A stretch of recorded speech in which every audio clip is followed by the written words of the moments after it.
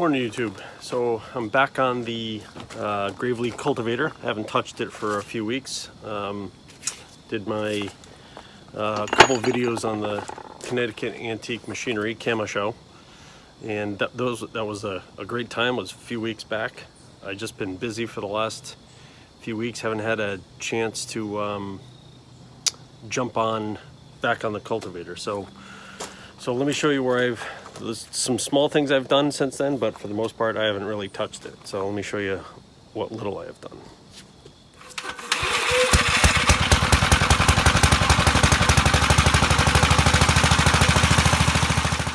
So I haven't brushed anything down yet, so that's what I'm gonna work on today. But I have got the parts in, so I got a bunch of the seals in, so I'm going to double up on these seals. When I first got it, I totally had a brain fart, and I thought that these seals go right over the shaft, but actually they go over the bearing spacer.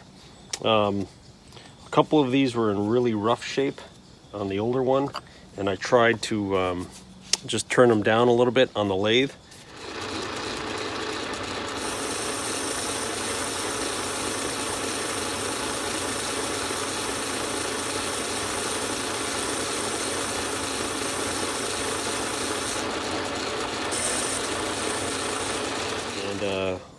And it was too much. So there was too much, there's too much play in here. It doesn't seal off. There's a gap.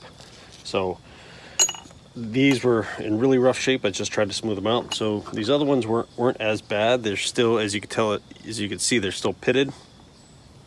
But it might be good enough for this. So if you put on it, it still snaps in there. It still has interference, so I'll probably just use these. They're not great. Maybe someday what I'll do is I'll just buy some stock, some stock tubing or whatever, and just turn myself some new ones. So the plan is to, I've already cleaned up some of these.